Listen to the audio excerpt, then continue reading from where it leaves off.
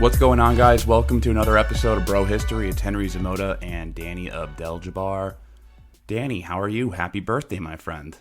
Thank you, man. I'm chilling as per usual. 1 year older, one more revolution around the sun. You know how it goes.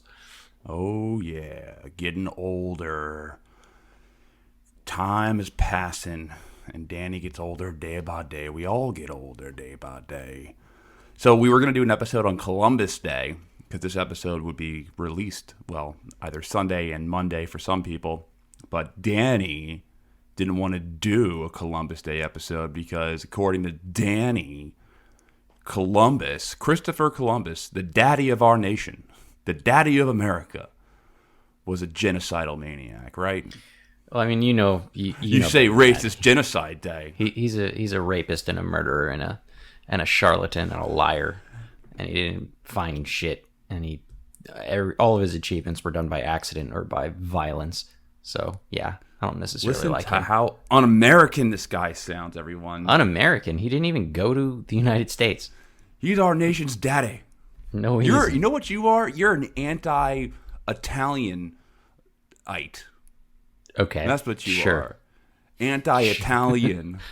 Hey, what do you mean there's no Columbus Day? What the fuck? Hey, I mean, I'm down to do like a Leif Erikson Day show.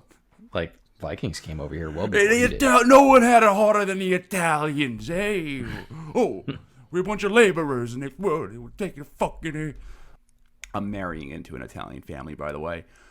You got to watch the Sopranos episode of Tony's crew are upset about a bunch of Native Americans protesting a Christopher Columbus Day parade. It's very funny. So, like, if we were at least honest about Columbus's history, I'd be okay with like taking him as an explorer and as like an interesting figure in history that definitely helped to shape our time now. But the way that at least the U.S. teaches about Columbus is just straight wrong, and it doesn't acknowledge the nasty shit that he did. So, it just seems disingenuous. That's all for me. Like I'm not super up in arms about it. Like I don't really care that much, but we should be honest about what the real history of Christopher Columbus. Just be honest about it, so we can have a conversation about it. And that's what we're going to be doing. Yeah, we can respect him for his achievements, but we also have to be like honest about the shit that he did that was fucked up. And that's what we're going to be doing. We're going to be doing an honest conversation about something else that's completely unrelated. So, yeah, I guess this is kind of a weird segue, but today's episode, if you guessed by the title of the show, is not going to be about Christopher Columbus. It's going to be about the CIA. And I guess the reason why we're doing this episode is, we've been doing a lot of stuff on the Cold War lately, and the CIA, its origin story comes from World War II and the Cold War, so we figured why not talk about this as an episode, because it's an interesting history, the origins and the early history of the CIA. So, yep, we're also going to talk a little bit about, towards the end of the show, I want to talk a little bit about maybe some good things that the CIA has done, because, kind of spoiler alert, we're not going to be very friendly towards the CIA in this, because we're going to be open and honest about what they've done. And I don't think that's a surprise if you've been listening to this show for a while. The CIA kind of, runs some pretty nefarious things. But I actually made a genuine effort to try and find some good stuff to talk about too. So we'll try that out at the end. You sound like you're in the CIA. Maybe I am. Let's take some time to talk about the good things. All right, so I guess where you start the story, the logical place is before World War II.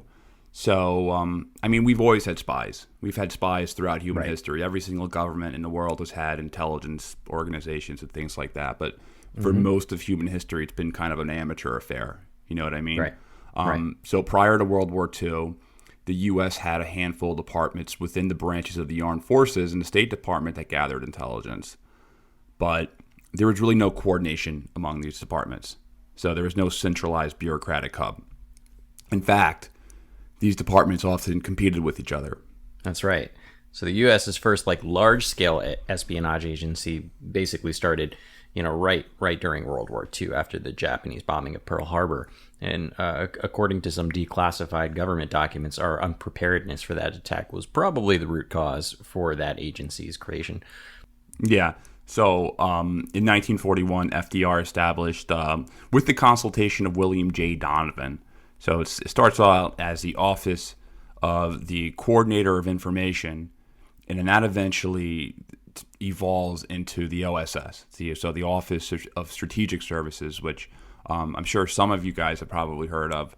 And that was a year later into the war. And one of the reasons, like you said, was they saw the need to create a centralized intelligence bureau to avoid situations like Pearl Harbor. Right. I mean, there were pretty much warnings that the attack was going to happen, but there wasn't a loud enough voice that said the Japanese were going to attack. And, we had a lot of like disjointed information. The naval intelligence, which is the Navy's espionage wing, they had their own little thing going. Apparently they cracked some code from the Japanese government and military and got some information about, an impending attack. Also, the FBI, who was around for a bit, was sensing some weird shit on the ground. But the problem that we had wasn't necessarily that we were totally unaware. It was that we had really poor organization of that information and really poor analyzation of that information. So different departments had, a part of the story, but not the full picture or even like a way to piece together the whole puzzle. You know what that sounds like, right? What? It sounds like 9/11, Yeah. or the justification of creating the national security state. Kind of. Where the CIA and the FBI, they both had, they were on different tracks, and they weren't communicating, and they weren't communicating sources and information and intelligence with each other. And that was one of the main pretexts of creating the national security state that we have today, the centralized hub that connects everything. That's right. But when it first started, the OSS, there was two divisions of the OSS. So there was Strategic Services Operations and then Intelligence Services. So Strategic Services Operations, it was modeled after the British Empire spy network. Right. So what they would do is that they would drop small teams of officers to train and assist resistance fighters, and they would also engage in things like sabotage and fucking things up like Inglorious Bastard style stuff. Yep. You know what I mean? Like going beyond blowing shit up lines and just causing chaos and craziness among the enemies. Now, during World War II, there were rivalries between the OSS and other departments. For example, General MacArthur, he banned the OSS from operating in the Pacific because General MacArthur had his own guys doing that type of stuff. Right. He didn't trust an outside agency. And then J. Edgar Hoover as well, he prevented them from operating in South America because at the time, the FBI, South America was within their jurisdiction. So he didn't want the OSS over there and fucking things up for him. So as World War II comes to an end, William Donovan, he wanted to turn the OSS into a permanent organization. However, within the armed forces, they wanted to keep their own intelligence outfits. Right. But I mean, the OSS was pretty big at the time, too. It had been growing quite a bit. At its height, it had like 12,000 staffers in D.C. And like you were saying before, they engaged in a bunch of different tactics, and they had something like 500 field agents in German-occupied France during World War II. So like they were a force to be reckoned with. They weren't like a small outfit at all. Well, what Truman said is that he wasn't a fan of the OSS either, or at least the OSS in peacetime. So what he called it, or what he just kind of labeled any type of permanent intelligence apparatus like the OSS, he called it an American Gestapo. So he was scared that it was going to become some type of secret police. So what his vision was is that he created the Central Intelligence Group, so the CIG. But the CIG was just like this stupid department. Like it really had basically no power. Like it had no budget. And it was just, the CIG was actually just created with like Truman friends. Like it was like, it would almost ended up being a position where he just put his allies in government to like a good paying job. So there was a lot of scrutiny over it. But the National Security Act, in 1947 was probably one of the largest reconstruction of the U.S. military ever. So that creates the position of Secretary of Defense. It turns the Air Force into a separate branch of the military, and it creates a National Security Council under the office of the president. And these all these things, like turning the Air Force into a separate branch of the military, these were like heavily debated issues. Like, these weren't easy decisions or easy moves. So the CIA, which is also the creation of the CIA, which is also in the National Security Act of 1947, it goes under the radar, and that's mainly due to the efforts of Allen Dulles and Hoyt Vandenberg. And Allen Dulles is somebody that probably people have heard of before. The Dulles brothers, they're kind of famous, notorious people throughout American history. Are they the ones that Washington's airport's named after? Yeah. So I'll get into it. So the early leadership of the CIA were Eastern establishment lawyers, and they represented corporations and Wall Street banks. So you ever hear of the Eastern establishment, the term Eastern establishment? Yeah, totally. So the Eastern establishment was basically the liberal wing of the Republican Party at the time. So they were the Rockefeller Republicans. They were the New York City Republicans who all went to Ivy League schools and worked on Wall Street. So they're kind of like the Northeastern, like snooty, Hoyt Vandenberg and Allen Dulles. Like, they all were like skull and bald bones types. What's that? We are Republicans. Yeah, like they were the people, the old money types, Wall Street money, finance families, right? That had enormous amounts of power. The other half of the Republican Party was more of the kind of libertarian wing, with Robert Taft, who were based out of the Midwest. But the Rockefeller wing ends up winning out, with the election with Eisenhower. But Allen Dulles, who served as director from 1953 to 1961, he was a senior partner of Sullivan and Cromwell, along with his brother, John Dulles. And John Dulles ends up serving as Eisenhower's Secretary of State. Now, Sullivan and Cromwell is one of the most powerful law firms in the entire world. So they're a very, very powerful Wall Street law firm, and their clients are major corporations, along with banks. So during World War II, if you want to go through Allen Dulles' history, he was an operative of the OSS, and he acted pretty much as how a future CIA case officer would, by building a portfolio of assets from war refugees and, talking to disaffected Germans and disaffected soldiers and, just building kind of like internal resentment. He was based out of Switzerland. Right. And this kind of brings us to the question, what does the CIA do? Like, what is the purpose of the CIA? What is their, what are they allowed to do? So the National Security Act, and I have this up right here. The National Security Act, it gave the CIA the task of advising the president, and I'm going to quote right from it, on matters concerning such intelligence activities of the government departments and agencies as relate to national security. It also gave it the power to perform such other functions and duties related to intelligence affecting the national security as the National Security Council may from time to time direct. So it's what this sentence does. Pretty broadly worded it's very there. Broad. Yeah, exactly. This is intentionally very broadly worded. So this gives legal authority to the CIA to engage in covert operations. And covert operations is actually in the National Security. Well, it's not in the actual National Security Act, but according to the NSC 10.2, so this is the National Security Council Directive on Office of Special Projects, covert operations is very clearly defined.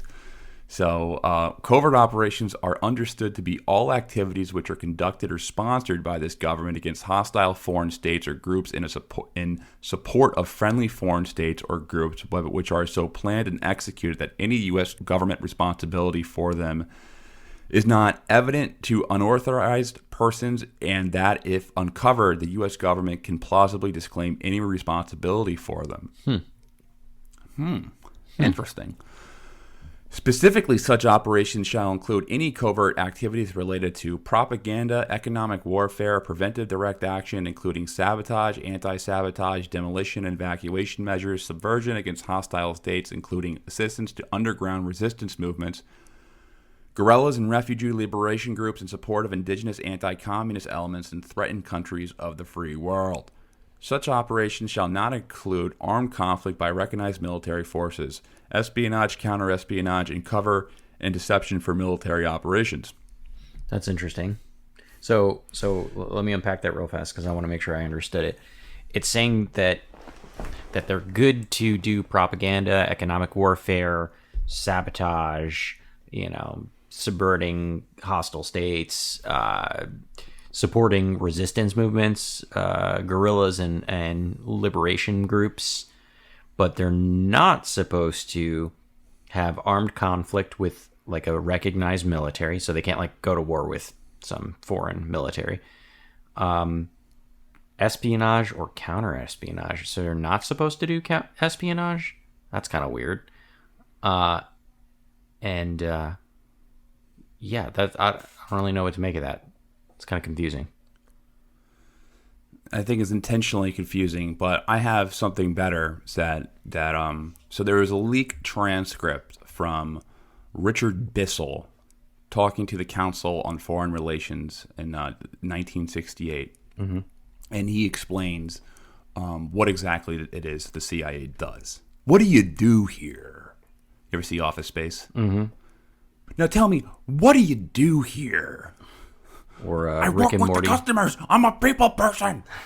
Or like Rick and Morty, the robot that slices butter for him. Michael Bolton. What is my purpose? What's your favorite Michael Bolton song? He sucks. I can just go on. All right. So Richard Bissell, he's a guy who is, he helped planned such wonderful projects such as the U-2 spy plane and also the Bay of Pigs invasion. Oh, great. Yeah. But there's a transcript of him talking to the Council on Foreign Relations that talk about what covert actions are and what they were. Mm-hmm. And what they were, in his words, to influence the internal affairs of other nations. The technique is essentially that of penetration, including penetrations of the sort which horrify classicists of covert operations with a disregard for the standards and agent recruitment rules. The CIA employees engaged in covert operations are called case officers, and their job is to go into countries and recruit people to work on behalf of the CIA. So this could mean penetration. Penetration. So this can mean, penetration means, in their terms, it means things like financing political parties, planting newspaper stories, carrying out military coups, ultimately changing the course of a government's trajectory, mm-hmm. intervening in governments, what they're doing. Usually, in most countries, there's a small number of case officers working for the CIA in a country. Often, it's just like one or two people, and they're working for either the government or they're representing some dummy front CIA company. And there's a lot of examples of CIA dummy companies. Air America Airline was a CIA front. Yep. During the Vietnam War in the 50s and 60s, Air America was transporting weapons and drugs back and forth to America and Southeast Asia. But it was a legitimately profitable airline. Right. They were actually flying people around. Yeah, they were flying people around. They couldn't just be like, this is a plane full of weapons. No, it was a passenger plane filled with weapons. Which, by the way, it was also a successful enterprise because we're not talking about, like, the people who are in the CIA are like, Harvard-educated lawyers and businessmen, a lot of them. Right. So they knew how to run businesses. It's funny because Radio Swan. Oh, go ahead. No, I was just gonna. It's funny because that airline was actually incredibly successful, and it's weird that that the CIA could get an airline right, but everything else not so much. I know when they're delving into private enterprise, I guess their individual business prowess was just successful. But honestly, I want to do an episode in the future that goes deeper into Air America and some of the airlines that the CIA started, because that's probably the number one type of company or dummy company that they did start, obviously for the reason of transporting things covertly. Sure. But also media companies, Radio Swan is a famous case. There's a lot of broadcasting channels that were CIA fronts. You had an example that you were telling me earlier about. Yeah, there was Crypto AG. Which was an encoding company, and they're I want to talk a little bit more about them later, but they actually ended up purchasing this company. It was a pretty profitable one as well, and its clients were like governments and militaries and like other entities that were looking to like encode their communications, but they ended up buying that, and it was kind of successful. I'll talk more about that later though. We should do episodes. You know how like we were talking about doing a series on how countries get their nukes? We should do one on CIA front companies. Yeah. It's like, well, this company. If you guys are interested in that, we'll definitely do it because that's an interesting topic. But assets. So I want to go into what an asset is. Now, people who are recruited into the CIA are called assets. So, who are some assets that we know about throughout history? Let's find out. I mean, there's a lot of CIA assets that the Shah of Iran was a CIA asset. Saddam Hussein was a CIA asset. Osama bin Laden at one time was a CIA asset. That's right. Pretty much everyone involved in the 93 World Trade Center bombing was a CIA asset. Pretty much everyone who is in the government, was in the government in Afghanistan before it fell to the Taliban were CIA assets. Khalifa Haftar was a CIA asset. Mm-hmm. So according to Bissell, this transcript, for the larger and more sensitive interventions, the Allies must have their own motivation. On the whole, the agency has been remarkably successful in finding instrumentalities with which and through which it could work in this fashion. Implied in the requirement for a pre-existing motivation is the corollary that an attempt to induce a local ally to follow a course he does not believe in will at least reduce his effectiveness and may destroy the whole operation. So I got further context from a Victor Marchetti, and Victor Marchetti worked as a special assistant to the deputy director of the CIA. And what he calls assets are, or what he refers to assets are preferably individuals who believe in the same goals as the agency. At the very least, people who can be manipulated into belief in these goals. CIA case officers must be adept at convincing people that working for the agency is in their interest, and a good case officer normally will use whatever techniques are required to recruit a prospect. Appeals to patriotism and anti-communism can be reinforced with flattery or sweetened with money and power. Cruder methods involving blackmail and coercion may also be used, but are clearly less desirable. So, if they can't get you, I mean, there's stories like 1950s of the CIA going over to Nasser, the colonel at the time. He was only a colonel at the time, but he becomes president of Egypt. Them just going in and just trying to bribe Middle Eastern governments, just like crudely doing it, and then them being thrown out, and then that resorts to blackmail, and then eventually to them trying to kind of conspire to do some type of regime change. Depose them. Mm-hmm. Case officers, according to Bissell, the central task is that is that of identifying potential indigenous allies, both individuals and organizations, making contact with them, and establishing the fact of a community of interest. So each of these case officers, they could have hundreds of assets.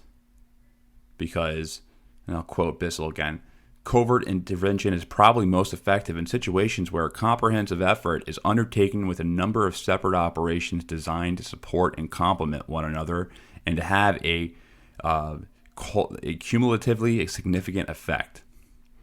Now, this is what makes this very interesting.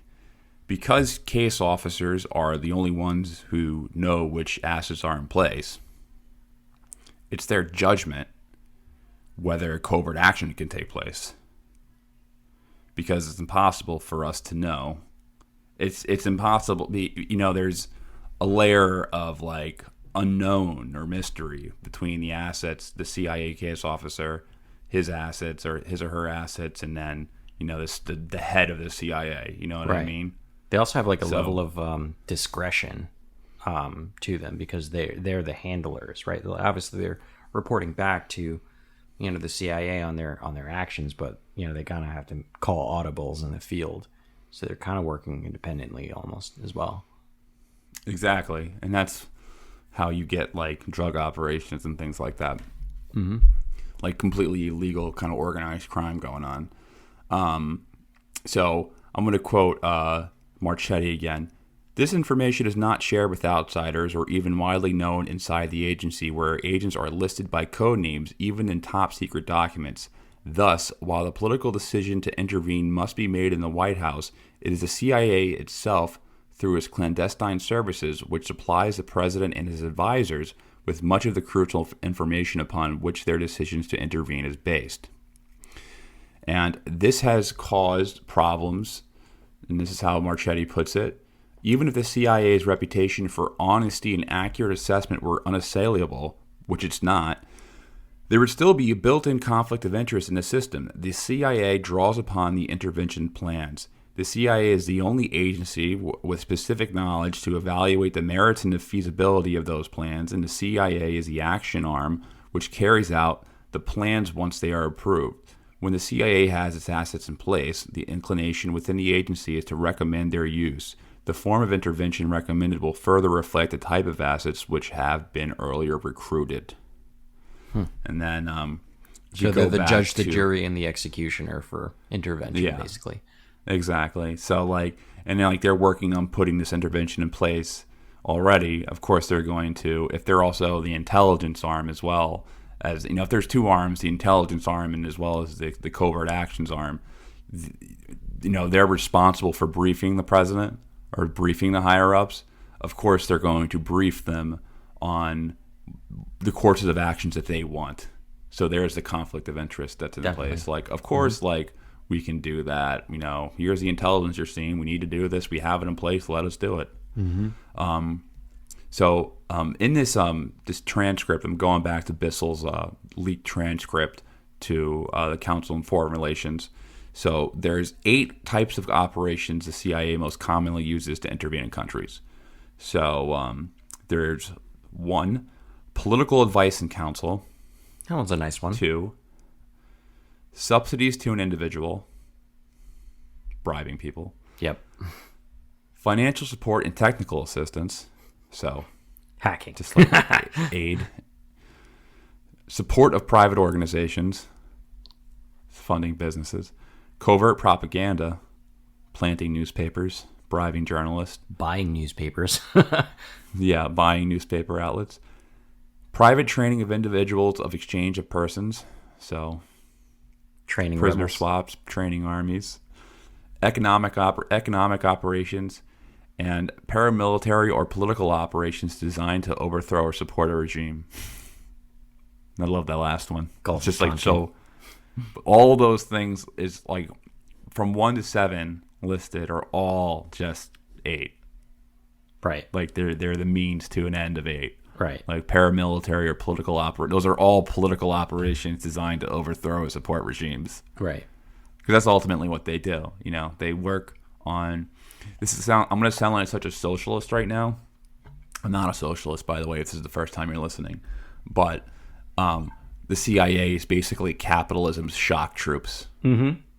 Global capitalism's shock troops. Yeah. Like they are fighting on behalf of, they're not fighting on behalf of like American interest or like the nation state, really. They're fighting on behalf of corporate interests that have international business stakes in different countries. Like that's what and they are. We'll get into more of that later, but that is there's that many examples where right. But yeah, let's get into that later. But I'm going to continue talking about case officers and why the CIA decides to intervene in countries that they do, or where are the fertile grounds of where they can operate. And the nations that become the fertile ground for CIA case officers are predominantly third world dictatorships. And the reason why, according to Bissell, again, it's funny how all this stuff is in this transcript, their governments are much less highly organized, there is less security consciousness, and there is an apt to be more actual or potential diffusion of power among parties, localities, organizations, and individuals outside the central government. So it's just easier to operate as a CIA case officer in Afghanistan than it is to operate or Iran or they're basically bullies that are picking on the weak ones. Yeah, it's harder. It's more difficult to operate in a dysfunctional country than in a functioning country because there's less resentment to play off of. You know, if you have a dictatorship, that dictatorship will almost always be at some group's expense. Right. You know, there may be, even if it's like a 60-40%, like 60% are in favor of the dictatorship or 70% are in favor of the dictatorship or the majority is in favor. It doesn't really matter. Usually it's like a plurality of people who are in favor of that type of strongman government or a coalition of minorities. It can really be either or. It's always going to be, when you have a totalitarian or authoritarian government, there's always going to be some group that it's going to be at the expense of some group. Right. There, which will be unhappy, which will be gladly take the support from outside actors, and it just makes sense. Like, we would do it. Mm-hmm. Let's just say if we had like an oppressive government, a very oppressive government, like just that actively discriminated against a certain class of people. All right, don't jump. I know you're going to jump in with like, oh well, I have. Let's just say there was like blatant kleptocracy and chauvinism against a group of people. Mm-hmm. We would probably accept the support of a foreign entity. A foreign entity. Right. It was kind of. I was actually going to bring up the question that got asked when we went to Scott Horton's debate against Bill Kristol, which he did incredibly well on, and the topic was about whether or not we should have intervened in the many foreign wars in the Middle East that we've had. Anyway, towards the end during the Q&A session, somebody came up and was like, "Oh, let's just say the Australian government is like a oppressive authoritarian dictatorship, and like would you be in favor of like going and helping out the Australians?" It's kind of like that question that popped up, and it was actually a kind of funny one, to be honest. Everybody was laughing about it because of I think the crowd. Bill Kristol was like, "How dare you call Australian authoritarian?" I know. But I think the crowd was like mostly libertarians and like kind of upset about, the lockdowns in Australia because they've been pretty strong on that front. So the question was a little bit loaded and for the audience, in my opinion, but it was just funny to see like Bill Kristol just writhe at the question. So he squirmed in his seat. Yeah. He's like, "Oh, how dare you call Australian authoritarian?" And then our friend, our Patreon supporter, because we have some Patreon supporters from Australia, was like in our Slack chat was like, "I resent that saying Australia's totalitarian. It's authoritarian." Yeah. But all right, let's get back to this because I'm losing my train of thought. So the theory, in the theory, the CIA does not engage in any type of covert activity without the approval of the president and then the oversight of Congress. But the reality is there's practically no oversight over what the CIA does. Right. So, for example, in 1962, out of 550 projects, only 86 of them have been approved or reapproved by the president. And the reason why is because presidents don't want to put their signature on certain operations. And Congress rather not know what's going on. So this is what we call plausible deniability. Mm-hmm. Conflicts of nations. Great segue. Conflicts of nations. All right. Video games. What up, gamers? So, Conflict of Nations is a free online PvP strategy game. It's a game where you take command of a modern battlefield and lead a country through war. Modern war. You engage in battles against real players like Danny Abdeljabbar over here. Hey, Danny, have you finished taking over Outer Mongolia? Well, yeah, it's funny that you asked that. So I've been playing this for a couple of weeks now, and it's interesting. This actually works with our show here on the CIA, but I was playing as Mongolia, taking over most of the world, actually, reigniting the Khan, horde, and suddenly I just got wrecked by Myanmar, of all people. I come to find out after, talking some shit with him on, in the game chat, that he actually had someone, like a plant in our coalition. Like, he sent one of his friends in his little group to join our coalition, and then he was feeding him all the information about where all my troops were, and then he destroyed me. So it was like a true, clandestine operation to subvert the Mongol horde from growing any farther. Oh, what a bastard. You got to watch out for those Myanmars. I know. But fun fact, I actually ended up joining them, and I'm in like a WhatsApp group chat with them, and now I'm doing the same thing against other countries.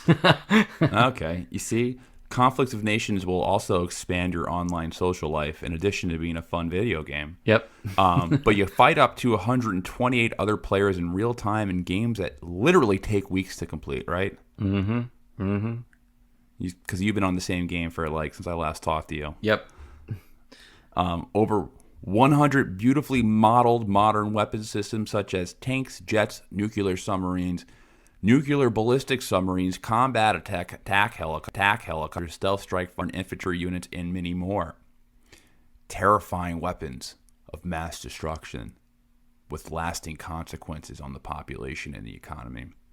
All these topics that we discuss on our show. So if you like our show, this can be a great addition to get that fix. So declare war on your neighbors, but virtually, and forge alliances with other players. You can play the game on PC and mobile, and you can download Conflicts of Nations World War III on your mobile app, Conflicts of Nations World War III on the App Store and Play Store, or you can play the web game at www.3.tv. Okay, back to the CIA. So let's get to, I want to talk about the mechanism, when did we start using this mechanism? What's the timeline look like? So the first place the U.S. experimented with this new national security mechanism was in Italy. So in early 1948, U.S. leaders were scared that Western Europe was going to turn communist. And, we did an episode on this a couple of weeks ago on the origins of the Cold War, but there was massive inflation all across Europe, and it was just causing people to join communist parties. So the U.S. pumped money into European countries to prevent them from turning communist, and, their fear is that if these Western countries would turn communist, that they would eventually align with the Soviet Union and they would lose Europe. So, along with the atomic bombings of Hiroshima and Nagasaki, these are the two key components of the early Cold War. The race for nuclear weapons, along with, or the Soviets' race to get a nuclear weapon, and them not having the bomb, along with the future of Europe and how that was going to align. Like that's the genesis of the early Cold War.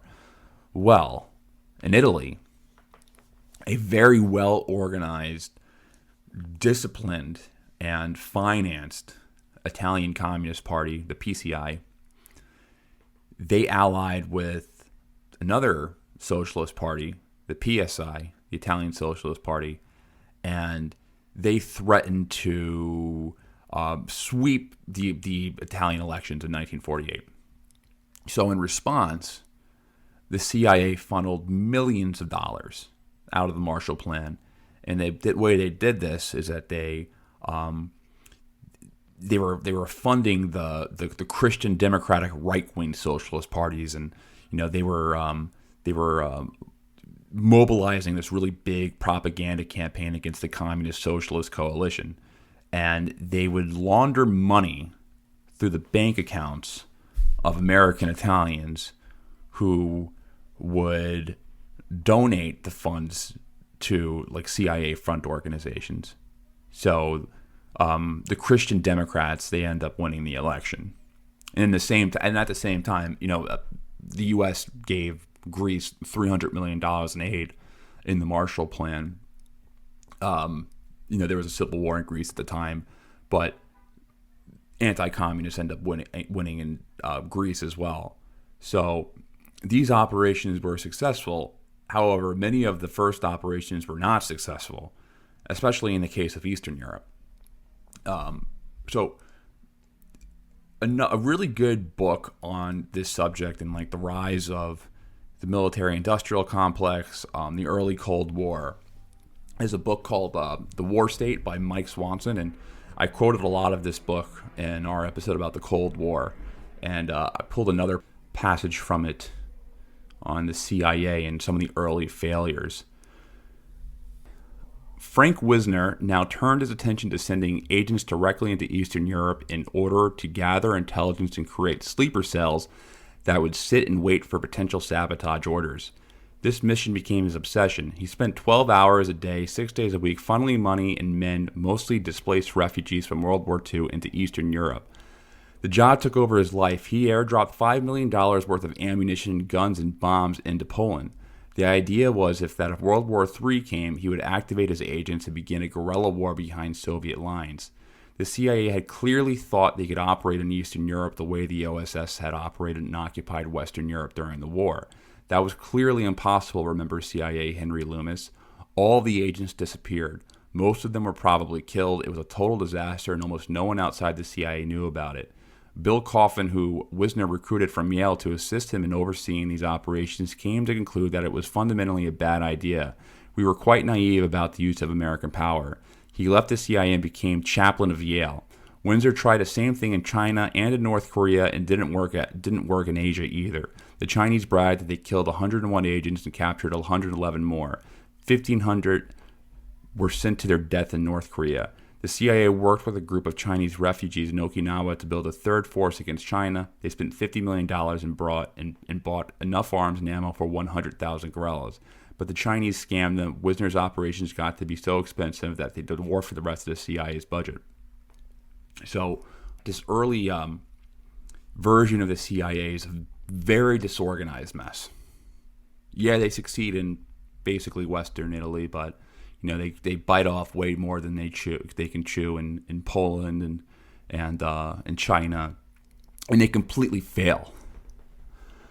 The way that they were able to not disintegrate was through Allen Dulles. Allen Dulles would leak news of successful CIA operations to justify their existence. But most of what they were doing was just failing.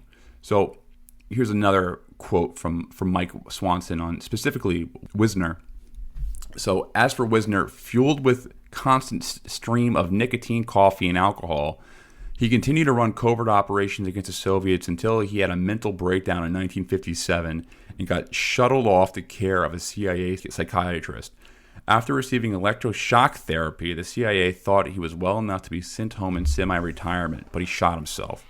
The reason why I'm reading this is because it kind of segues into something else. A lot of CIA case officers deal with horrible drug addiction and horrible depression issues. Mm-hmm. And I don't know if it's the personality type. I just don't know if it's the workload. But it's like a common Maybe it's thing. just the access to all the drugs. Maybe it's the access to all the drugs. But a lot of guys really do suffer from very serious mental health issues. Right. I don't know. I'm not a psychiatrist at all, but it certainly seems that Wisner was suffered from some type of bipolar disorder or something like that. Now, let's think about some other notable failures on the intelligence side of things. So here are some major stains or taints on their record. So they failed to predict the North Korean invasion of South Korea. They failed to predict the communist win in China. Mm-hmm. Remember, we weren't alive at this time. Hey, remember when, they remember when they were Chiang back in Kai-shek had to flee China? No, I wasn't alive. But it was like a shock. Everyone was like, who lost China? That was the question. Who lost China? They also failed to predict the successful atomic bomb in the Soviet Union. Mm-hmm. The CIA, look, we weren't able to predict Afghanistan falling in a day. Mm-hmm. Or maybe we did, and they just don't talk about it. Yeah, I know. They probably did. They just didn't tell Joe Biden. Oh, what happened? Yeah, that's it. Okay. That's probably what it was like. Yeah, sure, Afghanistan. So Truman does get frustrated, and there's a change in personnel. So he appoints General Walter Bedell Smith as CIA director, and he comes to clean things up. And General Walter Bedell Smith, he's actually Eisenhower's chief of staff. And he's interesting enough, he's actually the guy the Nazis actually surrendered to. Mm-hmm. I didn't know that. And what he discovered is, I'm quoting from Mike Swanson's book again, he discovered that the CIA had 400 people working on Truman's daily intelligence briefings, and 90% of what they were putting together was nothing but rewritten State Department reports. Almost everything was worthless junk and worthless filler. So they were just rewriting shit and saying, here's our intelligence. So they're just like copying and pasting shit. Yeah, seems like. At least the things that they wanted on record. Mm-hmm. But the problem was he couldn't fire the people like Wisner. Obviously, he was undergoing very serious mental health challenges, but the reason why they couldn't fire these people is because they weren't writing down the real stuff. It was all in their heads. Mm. Something interesting is, Soleimani in Iran. Right. And while we're on it about intelligence and community, he was basically in charge of their army, their intelligence, everything. Right. The reason why I think that they killed Soleimani, why the Israelis wanted the U.S. to do it, because it was because of Israeli influence, is because they knew that this guy had all these alliances in his head. Right. Like a lot of these alliances between Iran and like different Shia groups in Iraq and all these different alliances with Hezbollah. They knew that a lot of this stuff was just like him. These are alliances that he made, and they were in his head. He was kind of like Otto von Bismarck in that way. Like, if you read about Otto von Bismarck, he had all these alliances and shit in his head that no one really can decipher the reasons why he had certain things set up and the way they did. Like, historians who specialize on that era, like, have real trouble deciphering his intentions when it came to like the early diplomacy of like the German Empire and Prussia and stuff like that. Well, Soleimani is kind of like the modern day Middle Eastern version of Otto von Bismarck. And that's why they killed him, to erase all that memory of alliances and stuff. Well, the early CIA is the same way. Like, a lot of that shit's just in their head. They don't have that stuff written down. It's a liability to have these things written down. But Bedell, being a military guy, didn't like these guys. He hated Dulles. He hated Wisner. He saw that they were slimy lawyers. They're like, he's a rank and file guy. Like, you report to me, give me give me 50 if you don't do that. Get down and give me push-ups. And you guys were like fucking weirdo, drug addicted losers who were just doing things in their own interest. And he saw them as these slimy guys. What they were actually planning. So, we talk about Operation Ajax a lot. Just to give you kind of a brief rundown, in 1951, the Iranian parliament elected a nationalist prime minister, Mohammad Mossadegh. And this nationalist makes a big mistake. He nationalizes the British Anglo-Iranian Oil Company, aka BP. Therefore, the British wanted to overthrow him, and they wanted to put a pro-business friendly person in power. Prior to World War II, Iran was ruled by a king, but he was forced to abdicate by the British and the Soviets because he was seen as pro-Hitler. So the British, they let his son, Shah Reza Pahlavi, come to power after the war. But Iran's parliament elected someone who was on the other side of British oil interests. So the British wanted to overthrow the prime minister and get the Shah to become the absolute ruler of Iran. Now, what's interesting about this is that Allen Dulles was friends with the Shah. So he represented him while he was a lawyer at Sullivan and Cromwell. And Dulles, he also got the Shah connected with guys like Nelson Rockefeller and William Donovan. He got him in with the American power elite, aka the Eastern Establishment.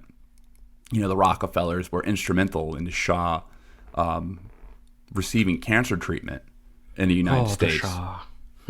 The Shah. They were instrumental in him getting cancer treatment in the United States, which caused a lot of problems. But when Eisenhower came to power, well, let me pull this back, because Truman didn't actually like the idea of doing this.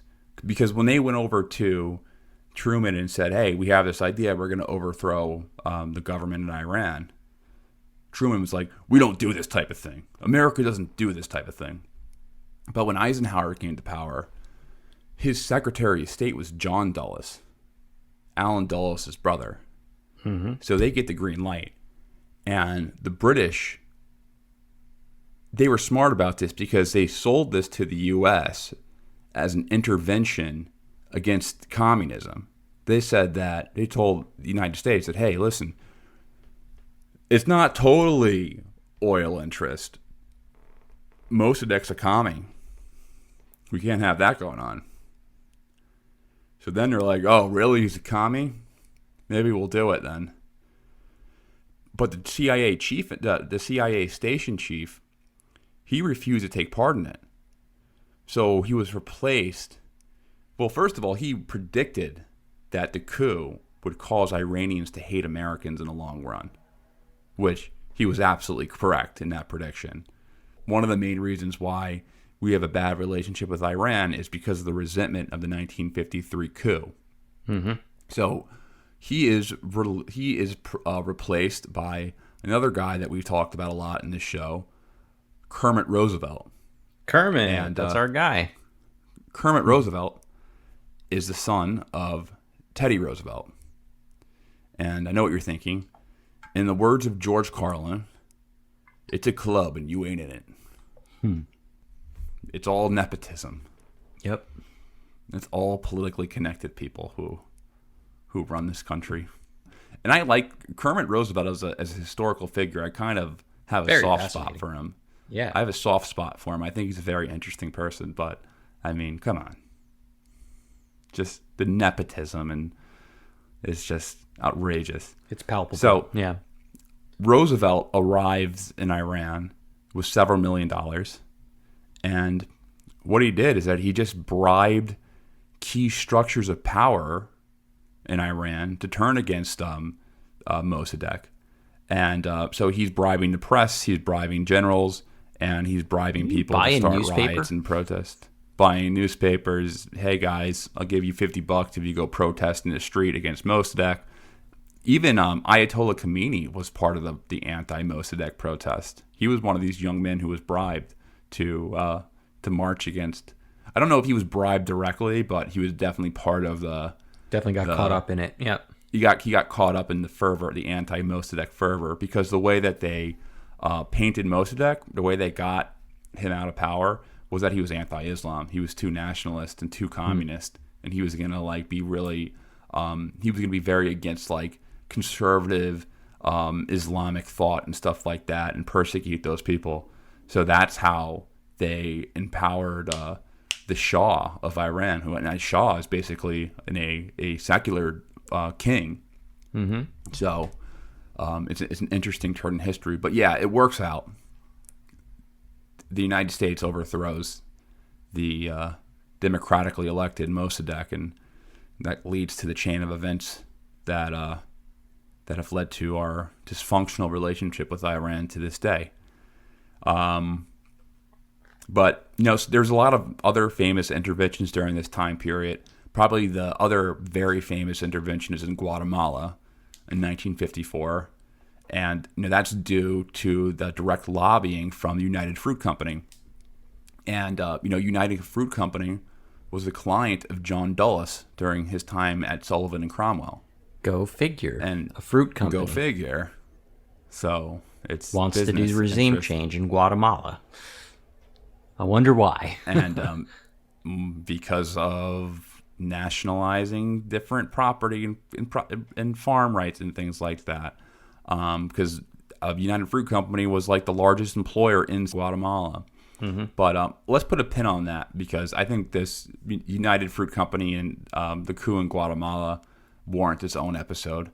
I'll just say that if the government of Iran could be changed, why couldn't other governments be changed? And I think that's what was the mentality early on in the CIA. Yeah.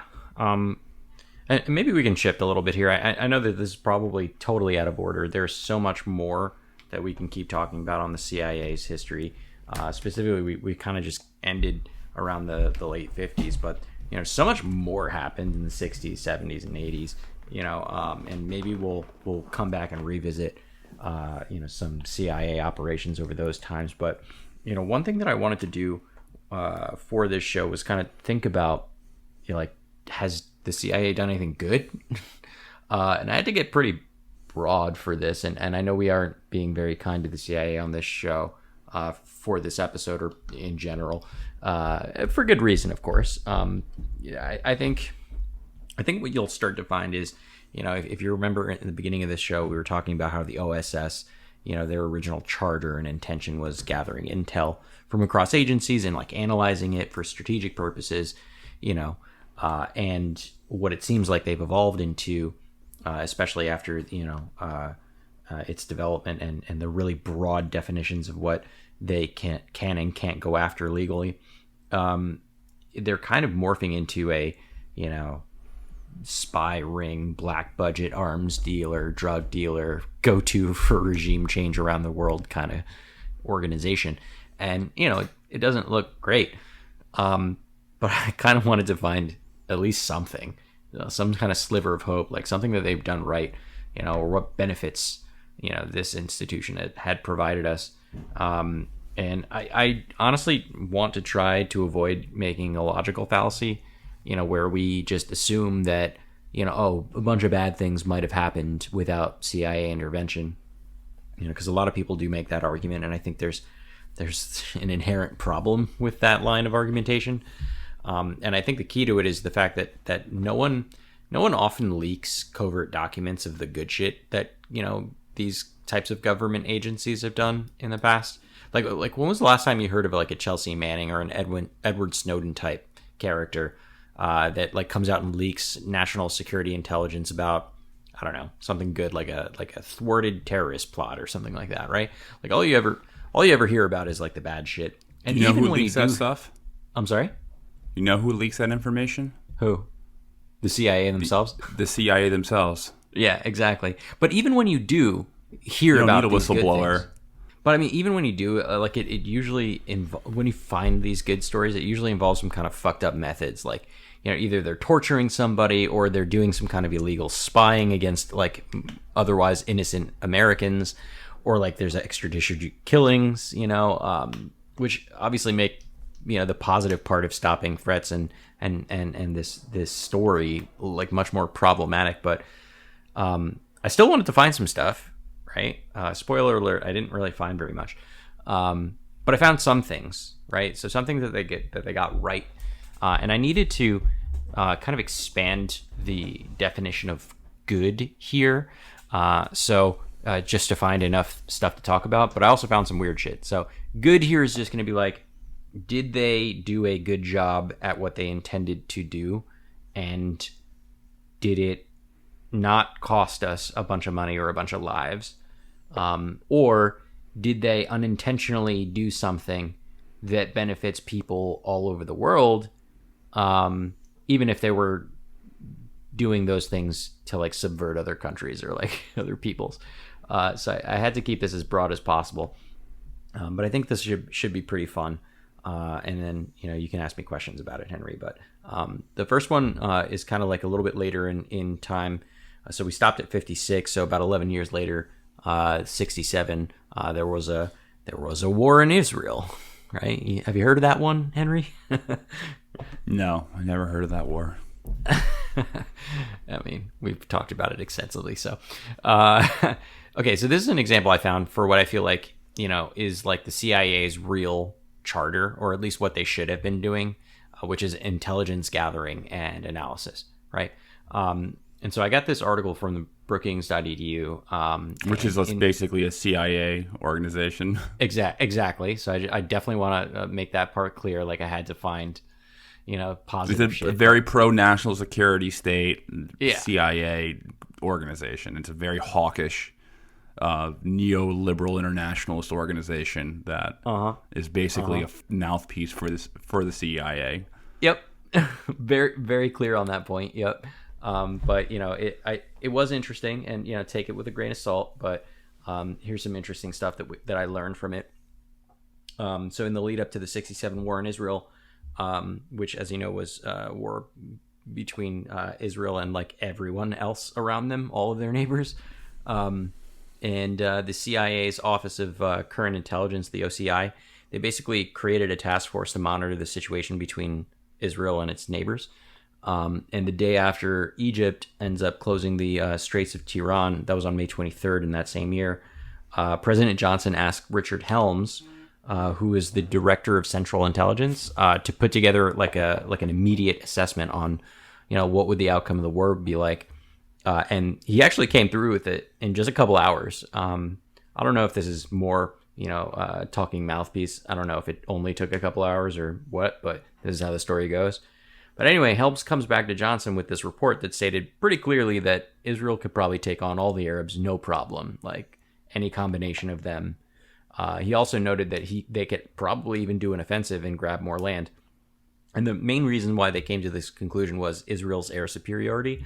Like they believed that they had the edge militarily because they had just so much better air, warplanes. And so 2 days later, Israel comes to Johnson, and their government provides our government with their own assessment of the situation, and it was totally different. They claimed to be in grave danger. I think they were like inflating the Egyptian military power. I think it's not totally clear why they came to that conclusion. I guess it could have been a combination of a few different things. So either Israel had some shit intelligence, maybe Israel had no confidence in their own military strength. Maybe Israel was trying to persuade the U.S. to get involved, which is probably pretty likely. All we know is that by the end of the '67 war, like Israel won real big, and no surprise, thanks to their air superiority. So the point I'm trying to make is that like after the war ended, like about 2 months later, these intelligence communities produces like an assessment of what happened. So half of Egypt's 1,000 tanks were destroyed. 2/3 of its air force was destroyed. The Jordanian air force was totally annihilated. 2/3 of its 200 tanks were lost. Syrians had lost most of their air force. Israel had lost less than 100 of their own, like 1,100 tanks, and only 24 out of 450 jet pilots. Arab casualties were 10 times more than Israeli ones. So they won real big, just like Helms said, just like in his report. And as a result, Helms was pretty vindicated, and he got all buddy-buddy with Johnson after that. They would, like, meet for lunch and shit, and he would, like, pick his brain about, like, what he should do in other issues. But, you know, I think if we're being generous here and we're saying that, you know, this is in a total revisionist history and that it's not a total lie, then this would count, I think, as a good thing, right? His assessment kept us out of the conflict, with the exception of that one boat incident. So win for the CIA there, I guess. What do you think? Well, they were acting. No, I agree. They were performing how they should have performed. As right. You know, when the Israelis were like, "Oh, we're going to be conquered by our Arab neighbors. We need all this stuff. We're greatly outgunned, outarmed." Then yeah, I agree that they definitely provided the correct intelligence that the Israelis were going to destroy them. Like, the Israelis just had a way better air force, and they were preemptively going to attack them as well and destroy their air force. So there was no need to intervene in that or to send troops there, and which probably would have caused things to be a lot worse, most likely. Definitely, it would have prolonged. I mean, come on. Sure. I mean, the Israelis won and they won in like minutes. That war. It wasn't it wasn't a 6-day war. It was a war. It was a 6-minute war. Like, they won as soon as they destroyed the. As soon as they started. As soon as the war began. Mm-hmm. I want to talk about another one.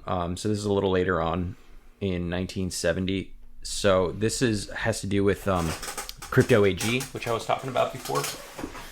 So in the 70s, the American Central Intelligence Agency, obviously the CIA, we partnered up with the Bundesnachrichtendienst, the BND, which is the German, the West German intelligence agency.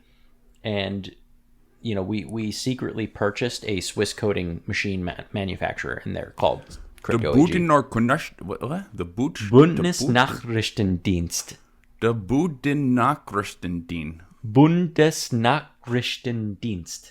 I'm not even going to try. Not even going to attempt it again. It's a really long word. Yeah. It's all one word, by the way. criticism that I get on this podcast is like, you suck at pronouncing things. Anyway. But I'll just call them the BND. The BND is fine, right? So they're like the German CIA, the West German CIA. And they bought Crypto AG, and like I said, they were a Swiss coding machine manufacturer, so they made coding machines, and you know, they were one of the biggest, you know, companies in this particular space, you know, in this market, and they were their customers were governments and militaries and things like that, and basically what this purchase did was it gave the U.S. and the West German intelligence agencies a lot of access to huge amounts of classified information, and it had an impact on a lot of significant events during the Cold War. So, and to highlight this, some people that were customers of Crypto AG were over 60 countries worldwide. Some of them included Argentina, Egypt, Greece, India, Italy, Iran, Libya. All were using their systems. And the CIA was basically able to put in a backdoor that allowed them to get intel from those countries through these machines, which is crazy. And so there were, and there's one article I was reading it in Warwick. They were talking about a bunch of different events that were affected by the, you know, information that was gathered through Crypto AG, including things like the Suez Canal crisis, the Camp David peace accords, the Iranian hostage crisis, and the Berlin discotheque bombings. Apparently they got intel on all of them, and how it's kind of hard to tell the full impact of the intel that they got on these events, but I think it's easy to imagine that it helped a little bit to know some secret information about the shit that was going on during those very major events. But again, I don't want to make the fallacy of assuming that it would have been worse if we didn't know, because that's kind of impossible to tell. But it's also important to note here, and this is kind of interesting, the Germans took a leading role in this operation. So, you always hear about the US and the UK spying organizations like CIA and MI6 and shit like that. But no one ever talks about the Germans' involvement, and they kind of rocked it for this one. And they've continued since then. So anyway, in any case, win for the CIA again, right? Here's a way where we could just kind of gain access to a bunch of countries' intelligence and use it to our advantage without like killing a bunch of people to do it, right? So I guess this is kind of a win, right? I mean, I don't think that the U.S. should be involved in any of these countries anyway. No. But the whole point is of them, their whole charter is to get intel on friendly and adversary nations, and sure, why not? For the sake of devil's advocate, yeah, or for the sake of you playing devil's advocate, yeah, sure, that's kind of a win. Okay, I'm going to stretch a little bit on this next one. So this one's called Operation Paperclip. Pretty famous, right? I think a lot of people probably already know about this, but it was a CIA program to recruit German scientists, Nazi German scientists, with the intention of bringing them over to the U.S. to do like science and stuff. So in 1945, Truman ordered that this plan be executed, but on a specific condition, and that was that we had to exclude people to have been found to have been a member of the Nazi Party. But that's kind of impossible because that would have excluded almost every German scientist. So the CIA ends up whitewashing all of the public profiles of these German scientists and basically made it so that they can bring them over. So yeah, they were bringing Nazis over, and they ended up bringing over about 1,600 scientists, and they all legally migrated to the U.S. Under this. Werner von Braun wasn't a Nazi. Come on. Well, I want to talk about Werner in a second. Hold on, don't get ahead of yourself. But the scientists they brought over obviously helped to develop ballistic missiles and the atomic bomb, and that was a success. Whether it was a good thing is up for debate, but they certainly did pull it off. And then let's talk about Werner for a moment, right? He was the leading Nazi rocket scientist working on the V2 rocket. And he obviously helped us with our ballistic missiles. But very notably, he did basically build up our entire space program. And space is cool and super important. So I kind of count this as a valuable contribution from the CIA, despite the fact that they had to use Nazis to get it done. What do you think? You're going to disagree with me. Okay. Space is cool and all, but I don't get it. I don't get the point of spending so much money to go to the moon. Well, it's of strategic importance for us to have satellites to spy on everybody, so at the very least, there's that. No, I agree with that. With the satellites, yes. Can't have satellites without a space program, so... there you go. But I mean, we could have developed. I think that the U.S. would have developed that technology without Werner von Braun. I don't know. Yeah, I don't know. He was basically like the guy for this. He was like the foremost rocket scientist in the world. So the CIA whitewashing the history of being part of the Nazi Party, so they can contribute in American scientific achievements. That's right. So like people like Werner, they just basically whitewashed him a little. They were like, yeah, he was a Nazi, but like not that much of a Nazi. He was just a scientist, right? He was a Nazi. Let's be real. He was used by the Nazi Party. He was that was the story that they painted for him. Yeah. He's a problematic guy, but he's definitely very interesting and very intelligent. And definitely instrumental. Was the CIA involved in all the guys from Japan who were like crossing diseases and in Unit 731. I forgot the I don't unit. know. The camp in Yeah, no, I know what you're talking the about. I'm just not Japanese had. sure. I'm not sure. Maybe. Because all those guys were brought to America, and they were doing horrific crimes against Chinese, like against POWs. Yep. And captured people. They would like freeze. They would do like hypothermia tests, and they were human lab rats. Yeah. That Yeah. were undergoing horrific experiments. It's pretty. Well, I mean, the CIA definitely does some horrific experiments, and I'll talk about them in a second. But here the next couple of ones of these are going to be fucking weird. So just hold on to your, shorts for this one. All right. So have you ever heard of the Stargate project? I have not. Okay, so this one's very weird. Apparently, the government and the military for years were engaged in an operation to use psychics to spy on our enemies using ESP, or extrasensory perception. They called it remote viewing. It's fucking weird. They were trying to use fucking Miss Cleo to figure out what the Soviets were doing. So like in like the little boy had in The Shining? Kind of. But apparently this was an actual thing.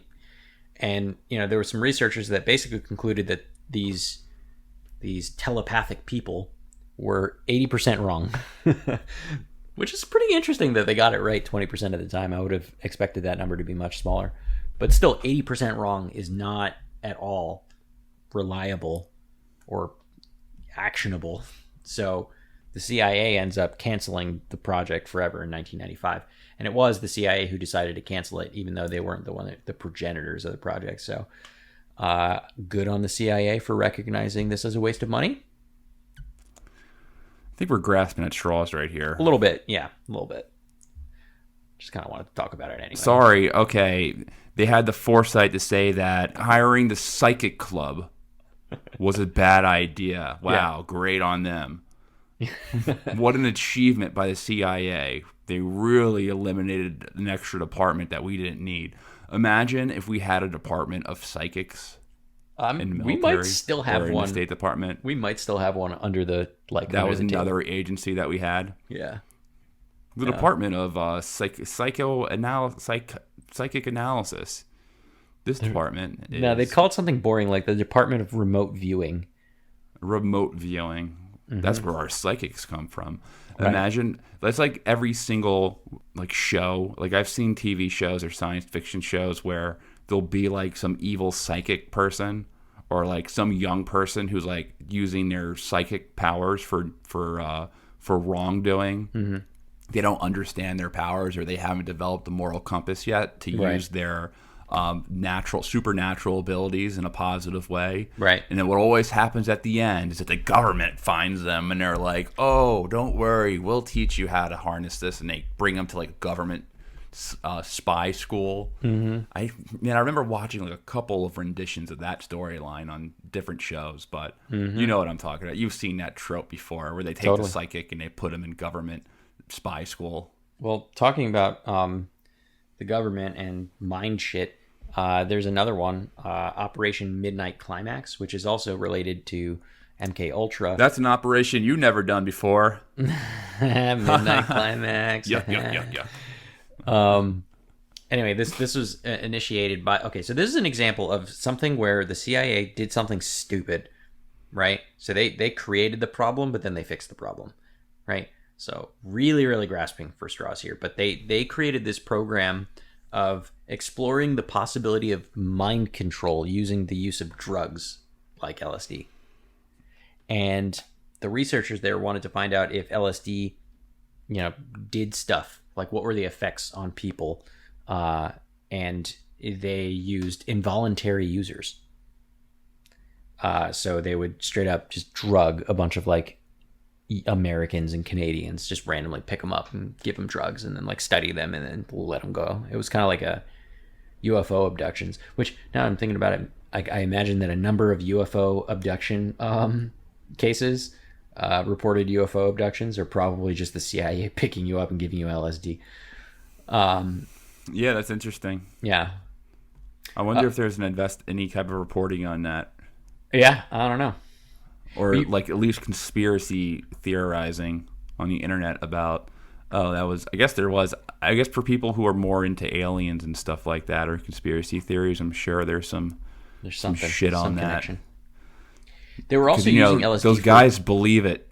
Those people who've been abducted by aliens, who say they've been abducted by aliens, Right. They really seem to believe that they were abducted. No, they by truly aliens. do. No, they truly do.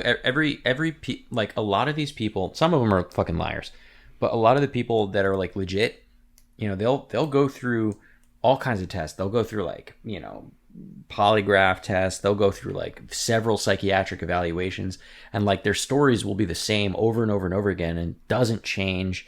And like they truly look like they fucking believe what happened to them, which makes it interesting that maybe something did happen to them. Maybe it was aliens. Maybe it was the fucking CIA, and they picked them up and gave them LSD, which is why they thought they saw what they saw. Who knows? But you were talking earlier about like, when so they were making this program to try to control people's minds using drugs, right? Because they already have these operations all over the world where they're bribing people to do what they want them to do, and if the bribing doesn't work, then they go to like, blackmail, right? They were also thinking about using this as a way to do sexual blackmail, where they would send prostitutes out, to give their marks or their subjects CIA LSD through food or drinks and stuff like that. And then once they're like high out of their mind, then they just, I guess, take pictures of them or something like that. They get compromat on them. So this is all part of that. But kind of back to the good, I guess the good part of this particular story is that in '63, the CIA's IG, the Inspector General, they found out that this program was being operated on by unwilling people, not willing people, and they shut it down. So they fucked up, they realized it, and then they shut it down. You're not bringing up good things that they did. You're talking about things that were horrifying that they had to put a stop to.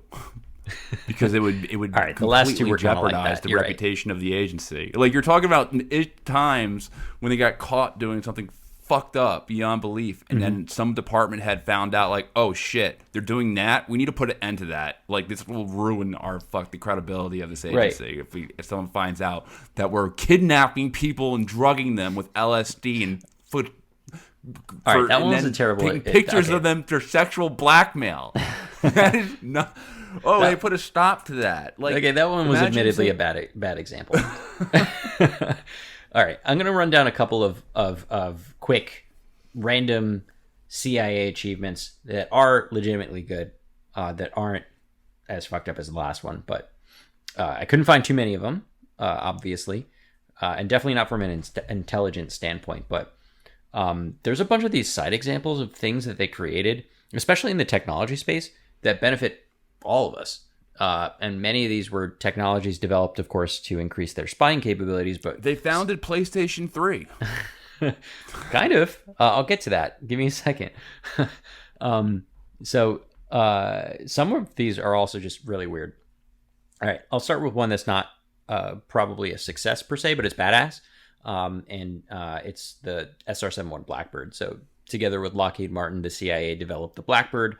This was a replacement for their U-2 spy plane.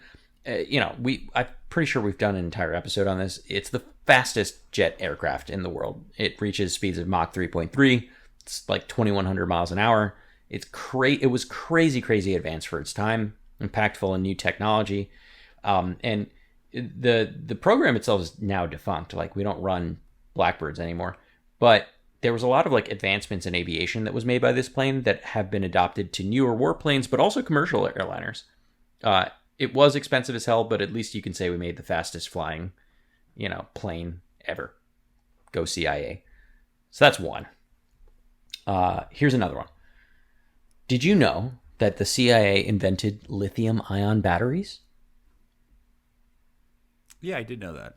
So yeah, they made this in order to like power their remote surveillance systems. And this is legit probably one of the best things they've done. because in particular, lithium-ion batteries are used in so many of our devices today, phones, cars, you name it. But one big unintended result was pacemakers.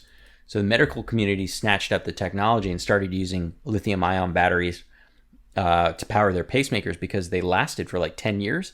And they were easily able to show when the battery was dying so that you can put in a new one, before the person dies. And that's awesome. Pacemakers save a lot of lives. And lithium-ion batteries are an amazing technology. You could really go after me and say, well, now we're going after countries because we want their lithium and like it's bad for the environment. Yes, that is true. But it's kind of like saying, oh, World War I was great because it resulted in all these wonderful procedures on plastic surgery that have changed people's lives. Yeah, I mean, it's an unintended positive result for sure. Yeah, there's unintended positive results for everything, though. Well, not everything, but I think by in and of itself, this is one of the CIA's. Like, if you go to their website, which I did, and look at some of their achievements. This is the one that they really are very proud of. Lithium-ion batteries, and we literally use lithium-ion batteries for so many things, and they're going to be so crucial to our advancements in so many fields of study. This is I think overall a net positive, and the reason why they invented it wasn't for to subvert a government particularly. They just wanted to use it to power remote cameras, so there's that. Another one, so they were obviously heavily involved in satellite imagery because we wanted to spy on the Soviets, but one unintended result of that was some of the technology used by the Agency for Satellite Image Analysis ended up getting adopted by radiologists to improve the process for screening for breast cancer, so mammograms, which is awesome, but obviously totally unintended. So that technology did spur off a pretty good result. All right, this one's fun too. The CIA runs a company. Here's another front company we forgot to talk about. It's called In-Q-Tel, and it's a strategic investment firm, and it funds companies working on technology that the agency thinks might be useful. So, fun fact about this: the Q in the name In-Q-Tel, it refers to Q in QAnon. No, not QAnon. Although I'm sure some people have tried to make that connection. No, it refers to Q in James Bond. He's the the inside guy who gives Bond all those dope gadgets. Anyway, they invested in a company called Keyhole, and they were the startup behind Earth Viewer 3D, or as we know it today, Google Earth. So we got Google Earth pretty much directly from In-Q-Tel, which is CIA. So congratulations, you can look at the Earth. But this is a fun one. Speaking of PlayStation 3, In-Q-Tel also invested in a company called Destineer. They're a gaming company, and they originally were hoping that they can produce training simulators for the military. And the company eventually went bust. But before they did that, they managed to squeeze out a few really dope titles like Age of Empires, Civilization 3, and Halo. They made Halo. So you can thank CIA for all the hours you spent getting wrecked by 12-year-olds in Halo. So there's that. All right, I got one last one for you. Did you know that the CIA has a film department? Yes, I did. Cool. Well, did you know that they work on TV shows and stuff like that you probably have watched? So you know that one show. What shows have they made? You know Alias, like for a long time ago, on ABC. I've heard of it. I've never watched Alias. I've never watched it either, but it was wildly popular. The CIA is responsible for Alias. Come on. They were. It was produced with the assistance of the CIA's film industry liaison. And they were so proud of it. Is Alias just like a film about or show about how the CIA is awesome and Yep. okay, yep. So it's a propaganda show. It's a propaganda show, right? But it was wildly aimed popular. At the American public to be like, oh yeah, the CIA is great. And right. They protect us from stuff. Right. And they made batteries once. Yep. They're great. Hold on a minute. Hold on. Is that every episode? They about making lithium batteries. This episode we're gonna do one about lithium batteries. The next episode we're going to do about the creation of lithium batteries. Episode 4. we're going to justify torture, and then we're going to highlight the fact that we created lithium batteries. Well, they didn't torture anybody for lithium-ion batteries, to be clear. No, but they're going to address torture and justify it, and then they're going to just remind people that they created lithium we made batteries. This is one about smuggling drugs from Nicaragua. But we also invented lithium batteries. Oh, yeah, and we should be attributed to the creation of Halo as well. Hey, you love Halo, don't you? You know anyway. What? I don't love Halo. I'm a PlayStation person more than an Xbox person. All right, whatever. Such a pessimist. But I do like Halo. I played it before. It is fun. But I was more of a team PlayStation than team Xbox. Yep. Team. Religious wars. But I want to religious wars. I want to talk a little bit more about Alias before I wrap this up. So, Alias was done by J.J. Abrams, and this is what got his major career kicked off. So after his success at Alias, he used that show's success to do Lost, which is also wildly successful. And then he did all those new Star Trek movies, which were also very successful. And by far the most successful thing he's done so far is Star Wars: The Force Awakens, which hang him. He did Star Wars: Force Awakens. Hang him. Hey man, it's the third highest grossing film of all time. That is You're ending with the greatest crime the CIA has ever committed. You're saying that there's a direct correlation between the CIA and Star Wars: The Force Awakens. That's right. There's a thread there.